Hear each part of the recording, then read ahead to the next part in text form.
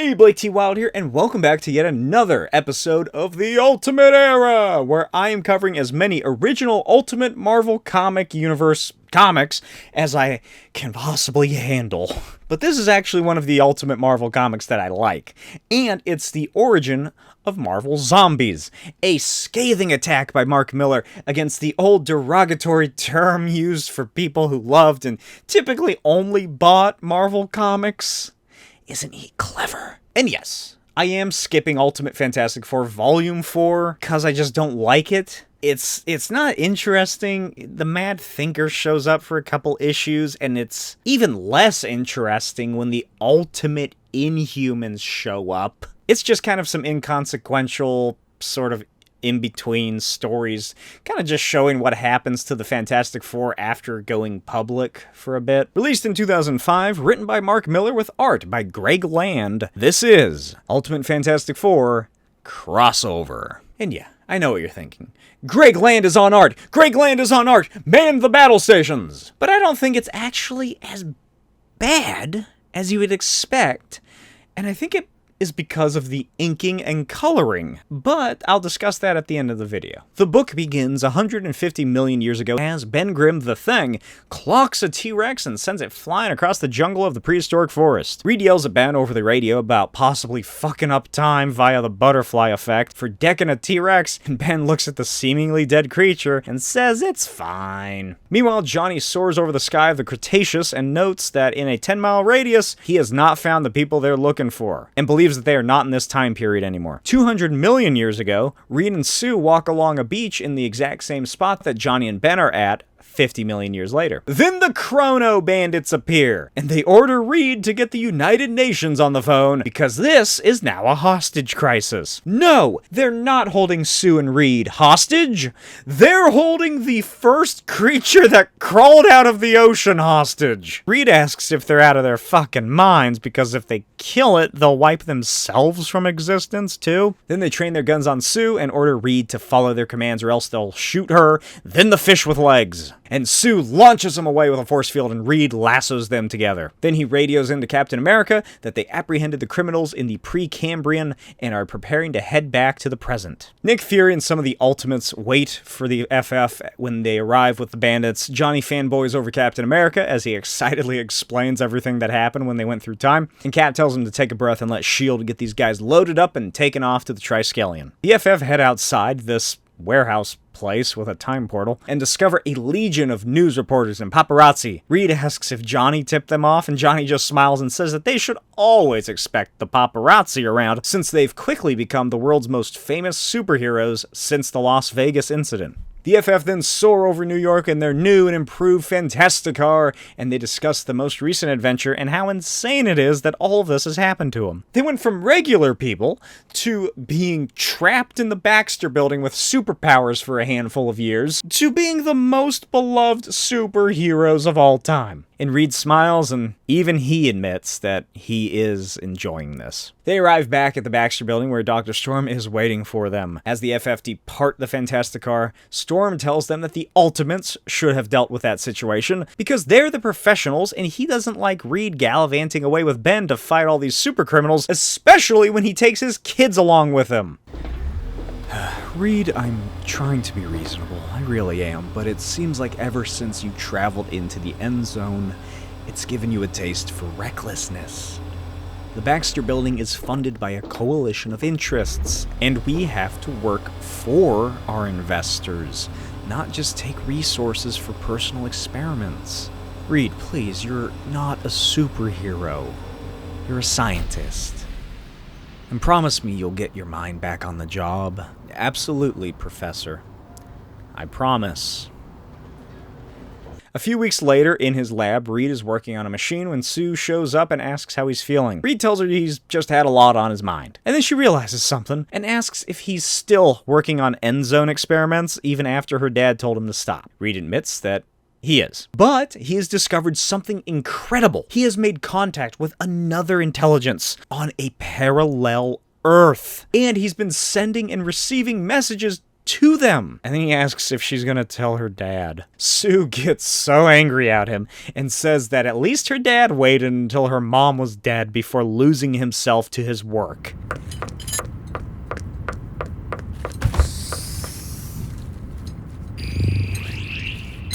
Is it your first fight?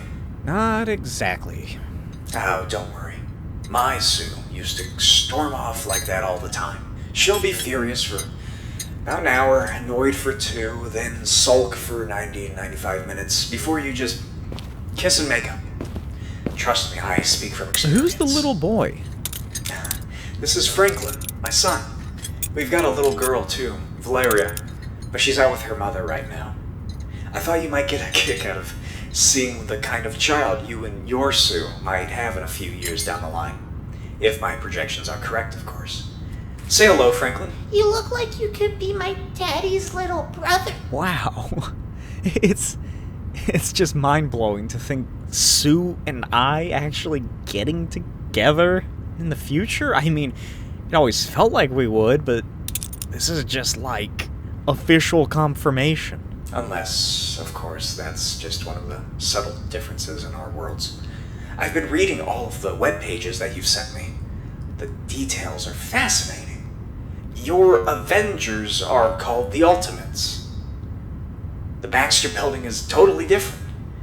And there are less than 100 superhumans, whereas we've got literally thousands. Do you have someone watching over your shoulder all day, like telling you what you should work on and stuff? Oh no. Our Fantastic Four is entirely self-financed. I wish I could say the same. We're part funded by the government, part funded by Fortune 500 companies. That means we have to think of new defense systems and new things to sell to people when we should be working on all the things you guys are doing. Well, if you're unhappy, Reed, then why not leave? No, it's not. I'm not unhappy. I love it here. This was the first place in my life that ever actually felt like home. It's just that when we got in touch and you said you were gathering the smartest minds in the multiverse for this mission that you're planning, it got me thinking. I want to be a superhero. I mean, I've got the powers, I got the symbol on my costume. Why can't I be like Spider-Man or Captain America? I wish you wouldn't keep this all to yourself. You know you would have built the teleporter twice as fast if you've told Professor Storm and had his team give you a hand. We've done okay. Believe me, Reed. The rest of the gang just would not understand. Well, are you ready for the big jump? I am as ready as I'll ever be. Good. The others are just arriving for the meeting I've called. I'll see you on the other side, Reed. Oh man, that felt weird. Reed? Hello? Reed?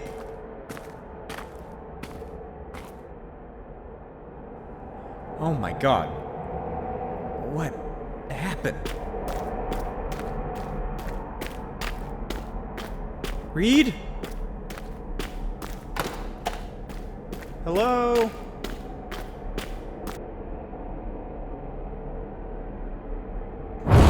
Did you ever get the feeling that you've been had?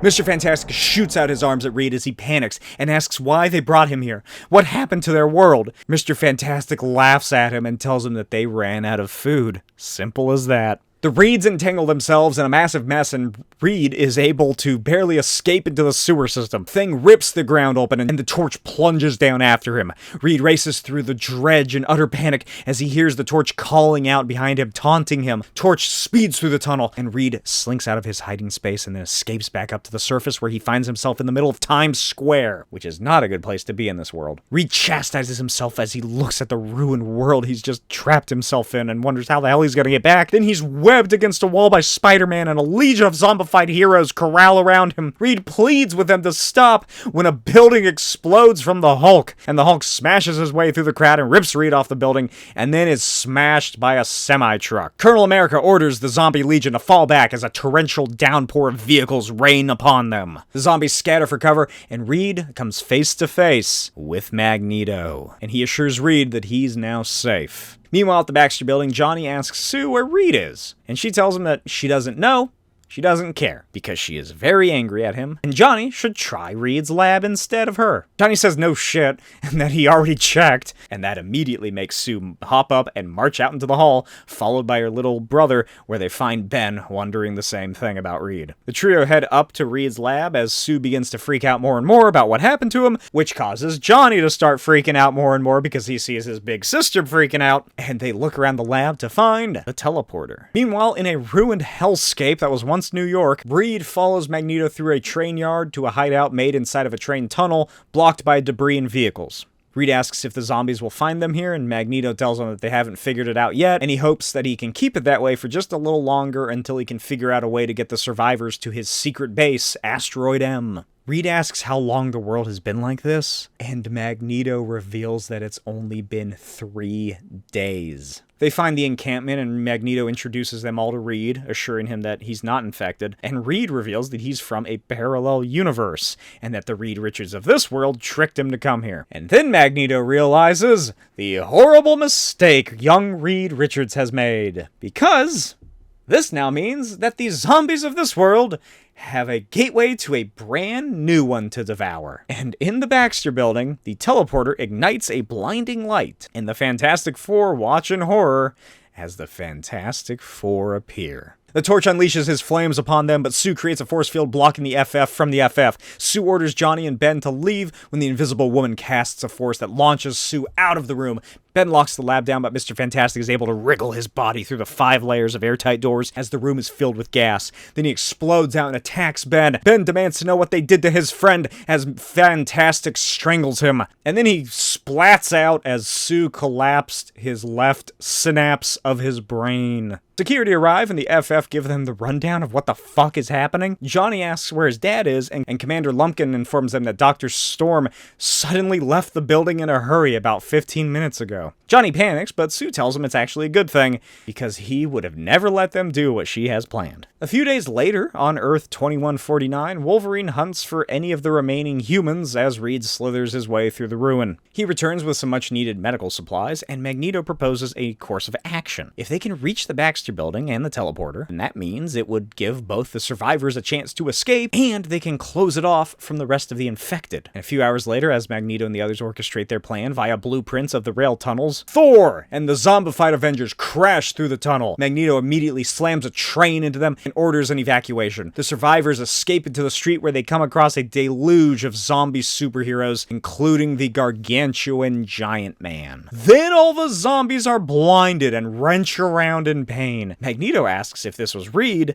and then Sue Storm and the Fantastic Four appear. You see, she made all of the zombies' optic nerves invisible. Reed and Sue reunite as Ben clobbers some flesh-eating freaks, and Johnny begins burning them a path to the Baxter building. Then the Hulk returns. Magneto steps forward, but Ben brushes him aside and says that he always wanted to do this. And he clobbers the Hulk. The crew escape through the city to the Baxter building and race inside, and what few survivors made it. Johnny burns through the building as Magneto lifts them through the air behind him. Once they arrive at the right floor, Reed finds that the power is down and instructs Magneto to begin generating an electrical supply for them, and Magneto tells them that they need to hurry up because the zombies are no doubt getting close. Magneto, come on! What are you doing? I can't. I realize I need to stay behind. What? Somebody has to stay here and destroy the machine, or else they'll find a way to follow you. This isn't me being brave. I don't want to die any more than you do. But I am the only person with the power to keep them trapped here. This is nuts. There's gotta be another way. I'm sorry, but that is just untrue. Sometimes things just completely fall apart. Now get out of here while you still have the chance. Goodbye.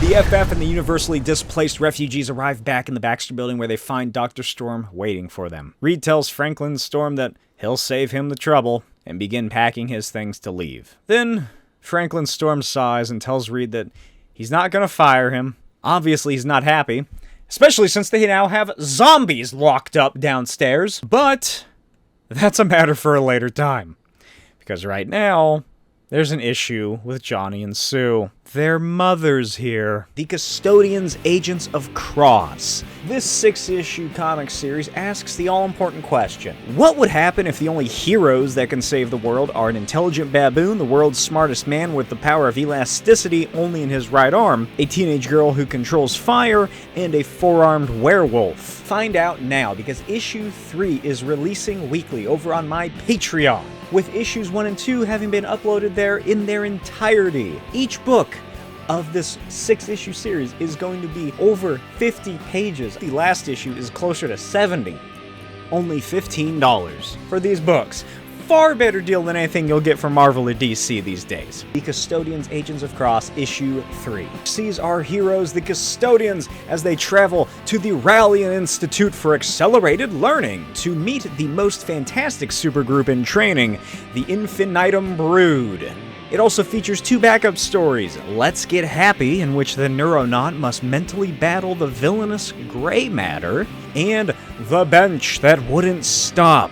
An evil city councilman summons a demonic bench that eats people. That's right, Johnny and Sue's mother, who they've thought was dead since they were toddlers, and had their dad come home late one night and tell them that their mommy wasn't coming home, and then they later had to attend her funeral, is back. Mary Storm walks with the FF and Dr. Storm through the Baxter Building's penthouse. Mary reveals that she had to fake her death due to working on a top-secret project, but now she's back. Johnny is overjoyed, but Sue is much more apprehensive. She asks what the hell was so important that she would do that to her family, and Mary reveals that she was hired on to help find Atlantis. And 6 weeks ago, they did. An entire continent lost beneath the oceans. The biggest archaeological find in human history. But now that she's here, she realizes how much she truly lost, and she deeply apologizes and hugs her children. Sue backs away and says that after all that she's been through, this is the most insane thing to happen. Dr. Franklin Storm holds his head in his hands and laments lying to his children for so many years, and he begs his son and daughter not to hate him. Sue marches out of the room and says that she would never hate him, because he's the only one who actually cared. A few days later, Ben and Reed head down to the sub-basement, and they discuss the weird situation with Sue's mom suddenly appearing back in their lives. They get scanned by security and then head into the containment unit, where they have imprisoned the zombie Fantastic Four. Mr. Fantastic leans against the glass and tells his younger alternative self that he's done a wonderful job with the containment unit, but they'll only be in here temporarily. And up in Sue's room, she sits on her bed and looks at an old photo of she and her mom when Mary appears to talk. She congratulates Sue on getting such an impressive, cunning, and smart and cute boyfriend, noting that he's intense like her father. Sue tells her to cut the crap and asks why she's suddenly appeared here now, especially after all the time they've been in the public eye. Mary tells her that she needs her help. The real reason that she came back was because she needs the Fantastic Four's help in exploring Atlantis. Sue agrees to help, but on the condition that her mother promises that once this is over, she will leave their lives and never come back. Mary agrees and leaves the room. About a week later, deep within the Atlantic Ocean, the FF join the mysterious company expedition that Mary works for. Franklin, Mary, and Johnny hang out on the bridge as the FF venture down beneath the waves until they find Atlantis. Oh, well, that's kind of just boring. It's just water Egypt. Ben is fascinated, as is Sue, and everyone on deck celebrates as the video transmissions from the subs come back. The three then venture out of the sub and eventually discover on one of the stone buildings a strange technological device, almost like a keypad. Sue just cannot figure it out, so Ben smashes it and the door it was built into. They head down a dark tunnel, and Mary reports that they're losing connection. And then the Fantastic Three find several massive venerated statues, and determine that this must have been some kind of tomb for a king or a prince. Reed finds an inscription on one of the stones reading Namor. Sue panics, and the crew loses contact as massive waves smash and crash against the ships. Mary tells everyone to brace, because something is being launched directly up at them. And Namor erupts out of the waves and screams into the sky. Johnny flames on. Flames ons. He ignites himself on fire and flies after Namor, corralling him in the flames, believing that he killed Sue and the others. Namor then drives him through the ship, But Reed's big stretchy arms grab Johnny from falling into the depths, and he plunges himself around Namor like a plastic can ring around a turtle's neck, and everyone erupts from the waves as Ben clobbers Namor into a pulp. Everyone then loads up on the ship and contacts S.H.I.E.L.D. immediately regarding Namor. The next day, once they return to the Baxter building with S.H.I.E.L.D., Namor has been imprisoned in a metahuman restraining table thingy and surrounded by heavily armed guards and curious scientific teams. Reed notes that Namor's body hasn't yet adapted to the surface pressure, and they don't actually know how powerful he is. They discuss the King of Atlantis, Namor, and what could have happened to Atlantis and what they can learn from him.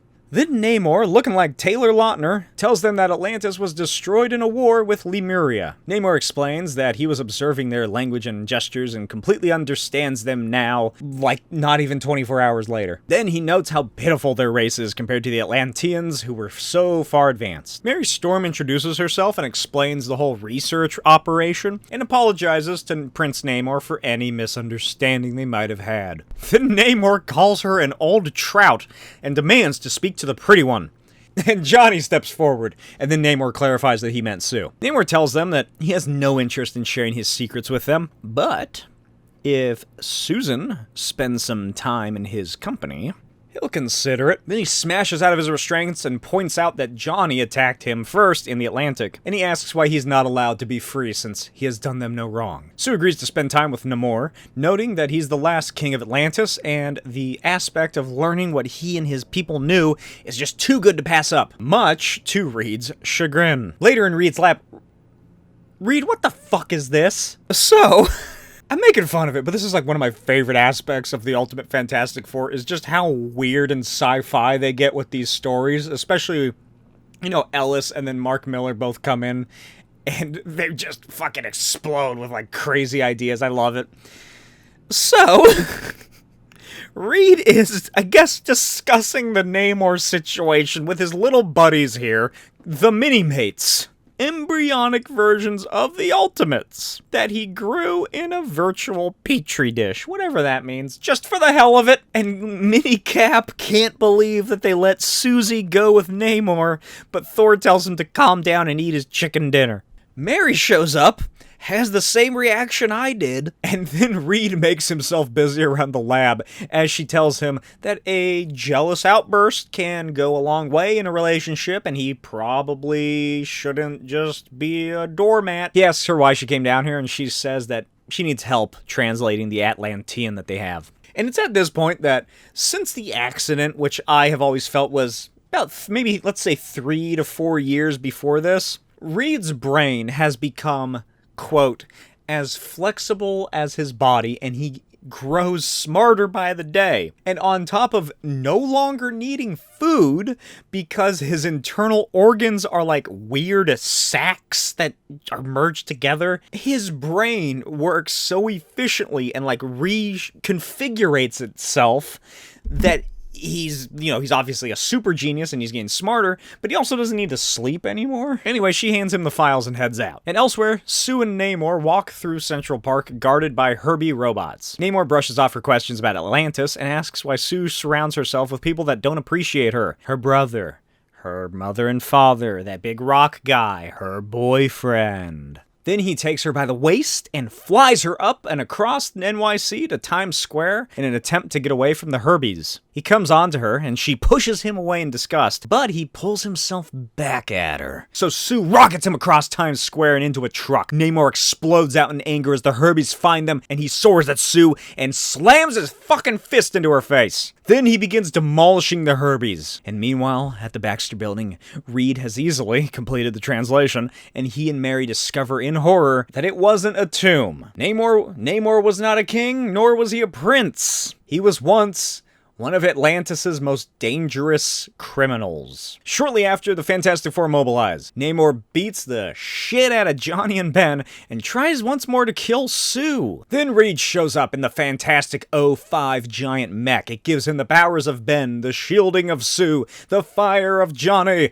and I guess the ability to elongate itself like himself. Reed pilots it to grab Namor and ignites him on fire. Namor battles with Reed in the mech as he exclaims that Sue deserves to have a god like him. And not a pitiful weakling like Reed. Namor finally breaks through the force field and rips Reed out of the mech, but luckily Reed still has his helmet on, which allows him to project his subconscious into reality. The Ultimates, the X-Men, and Spider-Man all materialize, and they work to kick Namor's ass. Dr. Storm alerts Reed that the power he's using up is about to set off the entire eastern seaboard, and he has to shut the machine down. And the mental hologram projection thingies dissipate, allowing Namor to rip the helmet off of Reed and hoist him up by the throat. But then Sue launches him away, and he lands at Johnny's feet, and Johnny goes supernova. Namor lies on the ground, pushing himself up, but refuses to surrender. And then he stands and raises his arms and causes the sky to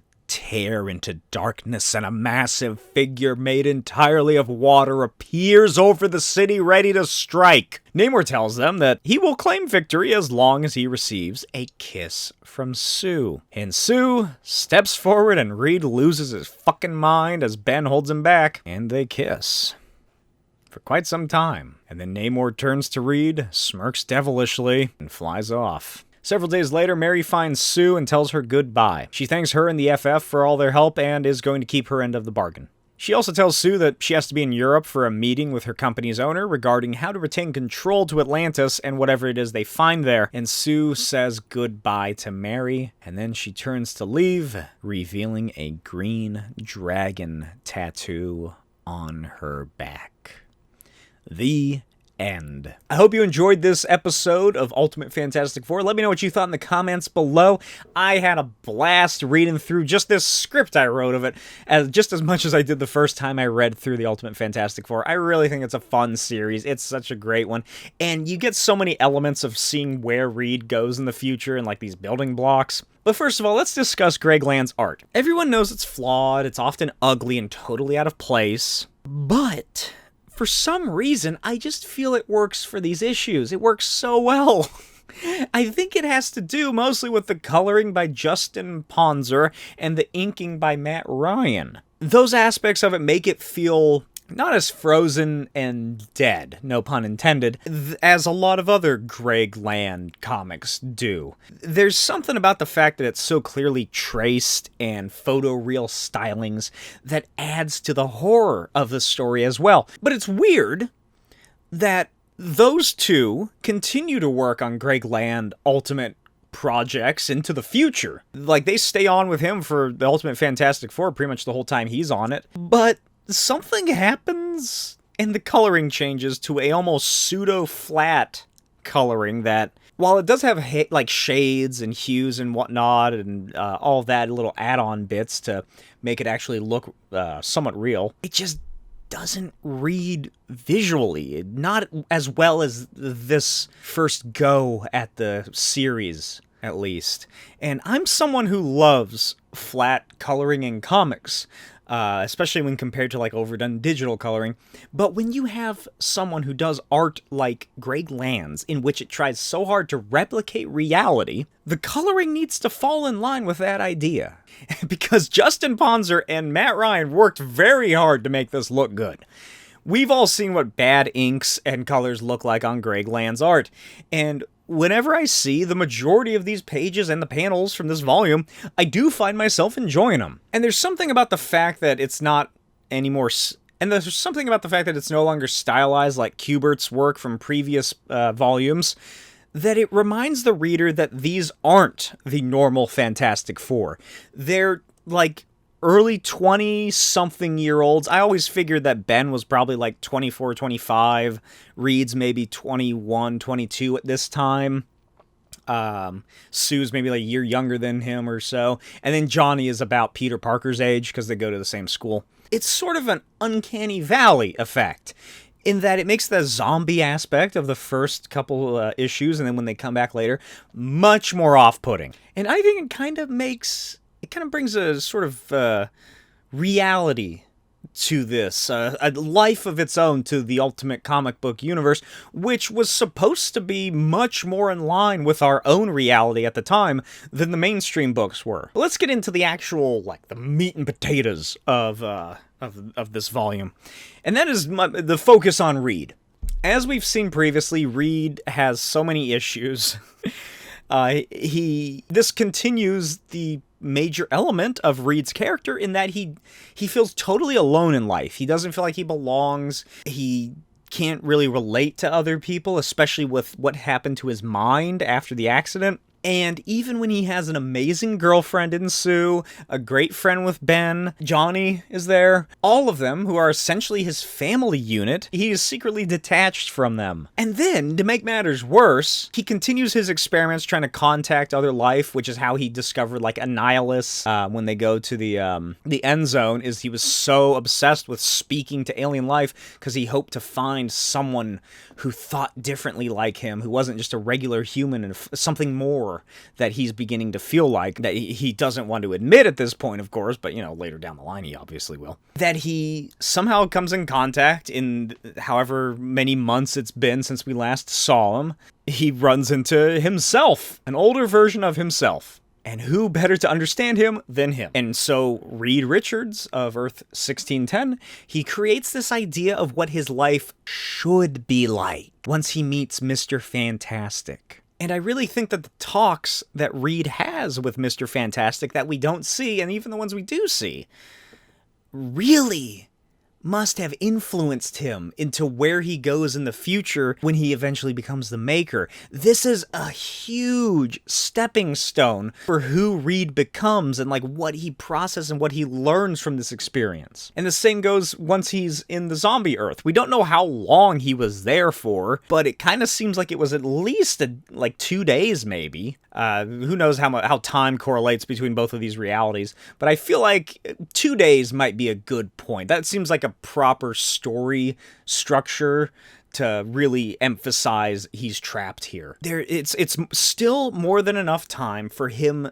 to take in some of the things as he's effectively mentored by Magneto. Just go back and look at how utterly disheartened he is when Magneto reveals that he's not going with him back to the main universe. And I never really noticed these before, just all of these elements of foreshadowing of who Reed becomes in the future.